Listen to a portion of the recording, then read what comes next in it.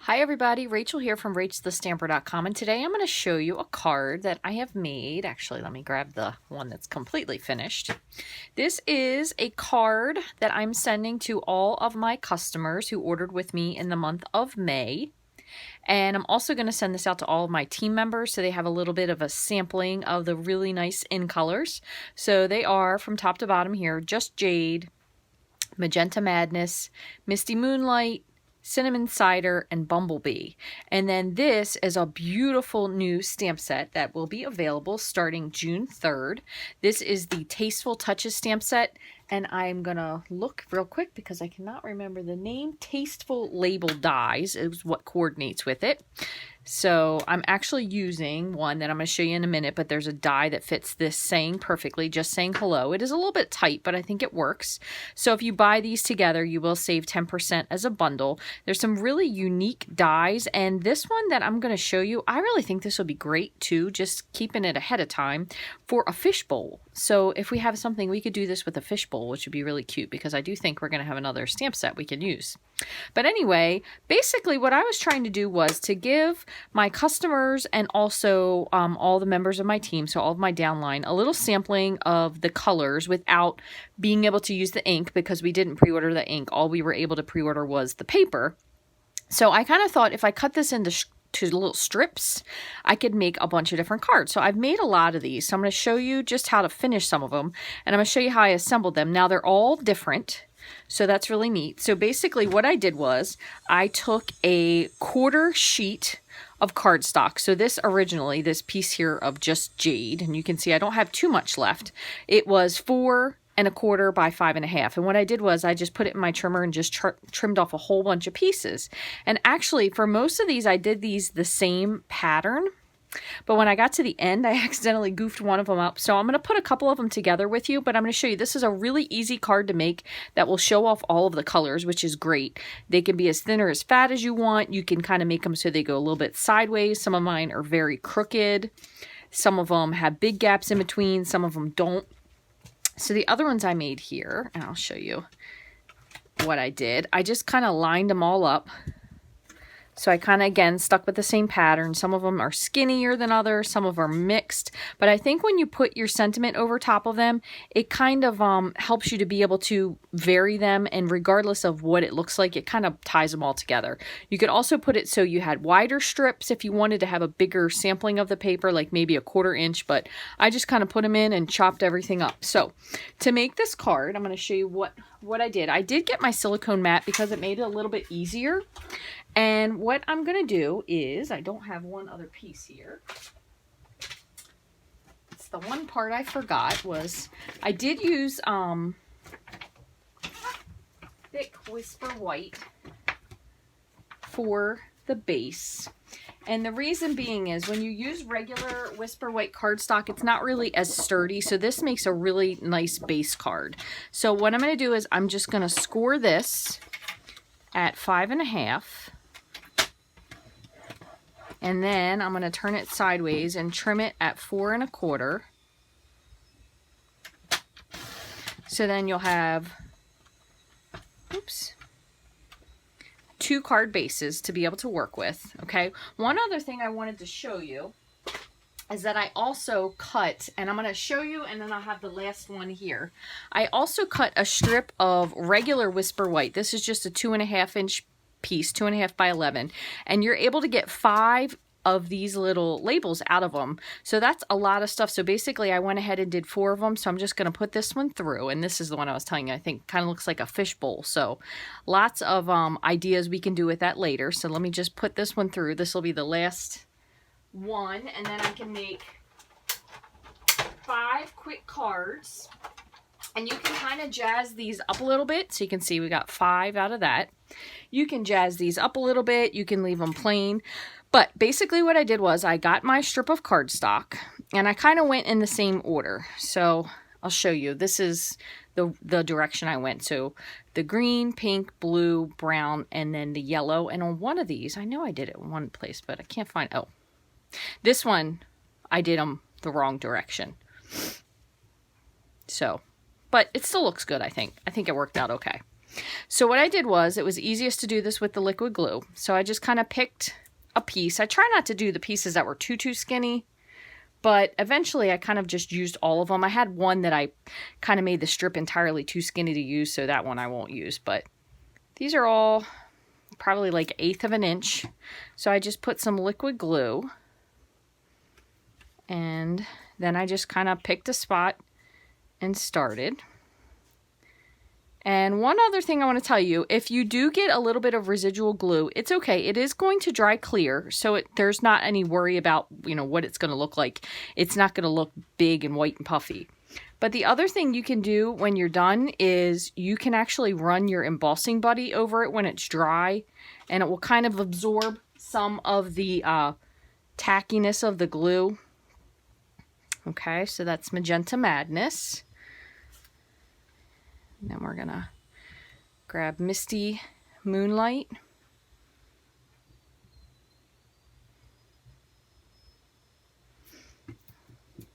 Feel like I'm listening to my grandfather work in the shop with that saw in the background. I thought it's kind of almost dark out. I figured the sawing would be done, but apparently not, which is okay. It's kind of a nice sound in the background, if you ask me. So then I will bring in the cinnamon cider, and this one's a little bit bigger of a strip, so it doesn't exactly match, but they don't really have to be all the same, because guess what? You're only sending one card, so nobody's going to know what any of the other ones look like. So a little bit of a thicker one. I'm trying my best to kind of line these up to the edge, but no matter which way I did it, I found that there was always just a teeny bit of trimming I had to do, so that was no big deal. So last but not least, we have Bumblebee. Oops, you can see I'm getting a little crazy with my glue. Just put this one at the bottom. Okay, so I'm going to set this aside for a moment to dry, so I have all those pieces there. Next, what we're going to do, and I kept this only because in case I needed to move something, but I didn't end up using it. So now what I'm going to do is I have my 5 little die cuts that I cut out, and this does die cut on both sides. So if you wanted to, you could use the negative and the positive piece, so just kind of keep that in mind. And then I have Just Saying Hello, and I'm just going to do this in Memento ink. I figured since I had the color, I would kind of keep this light. And that one looks a little bit goopy. I must have just re-inked this. Let me just stamp that off. Okay. So I'm kind of just eyeballing, lining this up. And the nice part was you could stamp these ahead of time and then cut them out. But sometimes I find that I just stamp them entirely too close together. So I tend to punch or cut things out and then stamp them. Sometimes, not all the times. Now, if it was something that had a die cut, I definitely do try to stamp it before. All right, so there's that. Just wipe this off. Okay, now to kind of give this a little bit of something, what I did was, I'm going to do that one last. I'll do these other ones first. What I did was I just folded this in half, and you could do this, oops, either before or after. It's up to you. I am going to hit that with my bone folder. But I basically just flipped over my stamped sentiment, and I put, I'm getting to the very end here, I put 4 dimensionals on the back, peeled them off. So I have made a lot of cards, which is good because I have gotten several orders this month, which is amazing. Thank you to those who did that. And then I just kind of centered it a little bit to the right. I think I just do that because I'm right-handed, but you could put it any way you want. So we're going to do the same thing again for the rest of these. So I will be sending these out as thank yous. And again, I'm going to send these out to my team members. If you would like to be part of my team, it's super easy. You don't have to sell anything. Lots of people just join simply for the discount. I have at least 3 team members that do that. And then some people just decide to have a party or do an online party or try to start an online business, kind of just for fun, maybe to help support their Stampin' habit. That's kind of why I started it. Let's see. I think we get away with 3 on this one. This one's pretty big.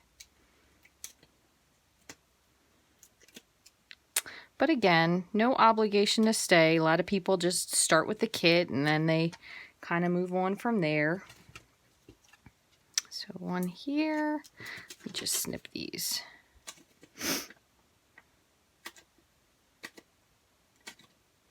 I think for some time, and this was when I guess I had a lot of money to throw around. I can't believe I didn't use the ends of these dimensionals, but I didn't. Isn't that the goofiest thing you ever heard? I just used the middle and then got rid of the rest of them. And then one day I realized, I think I probably watched somebody saying, you can snip the ends. And I thought, oh my gosh, how silly am I that I have been throwing these ends away all this time. All right, so there's 4. So these are the 4 I did ahead of time. And then this is the one we just made. So what I'm going to do is I'm going to flip this over and just with my snips, just trim any little pieces that may be hanging off. So it's always, one side always has more. So there you go, perfect. Okay, so we have a last one here. And then the only thing I'm going to do is, you could do this. I'll show you 2 different things you could do. Just kind of depends on your personal preference. There you go. I completely used that sheet of dimensionals, so this worked out really well. Little bit of each color you'll be able to see. Get to see a new stamp, which I love this font on this one. This is a really nice font. Just kind of set that on there. So if you were to have any little bit of piece that feels tacky, what you can do is you can take your embossing buddy and kind of just tap it over.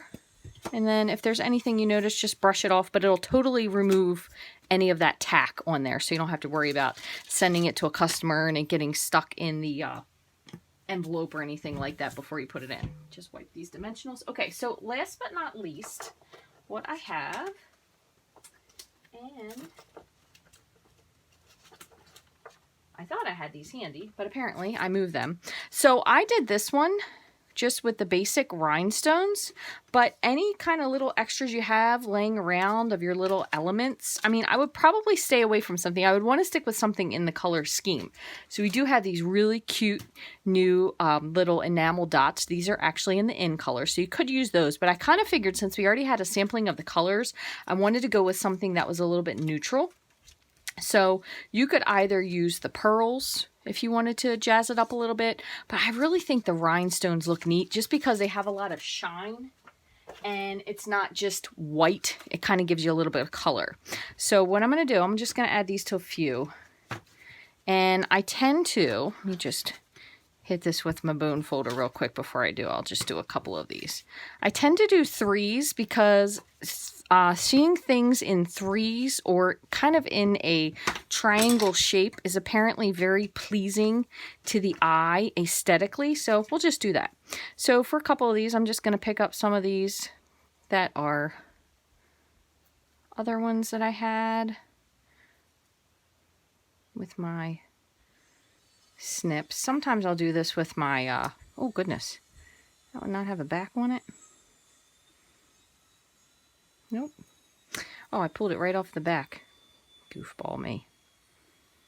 Some of these, sometimes I'll put them on with my take your pick tool, and then I'm going to add in one that's just a teeny bit, I think this is smaller. I'll add a little smaller one. Good way to use up all those little ones. So if you have these little, any of these little pieces left, you can kind of pull these off with your scissors. Oh my goodness, don't tell me I just did it again. Jeez Louise, me and my not doing such a good job with these. I'm going to trim this one ahead of time. I was thinking for a second, I'm like, maybe I'm trying to adhere the wrong side down to it. Well, long story short, worst case scenario, these don't actually come on the strips anymore. The new ones come without those because I think, as you can see, I have so many of these left. These are probably the least used strip that I think everybody had. So maybe that's why. There's another one. You can go with just different varying sizes. So you could use a couple of the tiny ones. Oops. My goodness, I'm having the upside downs today. And then maybe put one slightly bigger one at the bottom, but just kind of varying them. They don't, like I said, they don't have to be the same at all because no one is going to see them except for me, and you guys are going to see all these, but otherwise no one's going to know if they all were similar or not. Okay, we'll just do this last one, and then I'll have a good head start at least on a lot of these. Kind of change up where you put the big ones. So I think these are super duper cute. Nice way to use up maybe the end of some of your supplies if you are making these for your customers. Really, really easy way to share the DSP. And like I said, this one is a little squirrely only because this is so high. And as a matter of fact, I'm going to, just because I noticed this one, just gonna tap this across because it doesn't really leave anything that's going to be enough residue, and it totally picks up the stickiness of it. So just like that. Nice and smooth then. And then I'm actually going to, instead of normally what I do when I send cards for thank yous or anything else, I typically leave the inside blank, but I'm going to actually write something in these and send them to people. That way they can have a little sampling of the ink colors, something new with this really pretty font. And again, the Tasteful Touches will be available starting June 3rd. Lots of great new bundles. There's another one that I'll share with you that's really, really cute. Birds and Branches.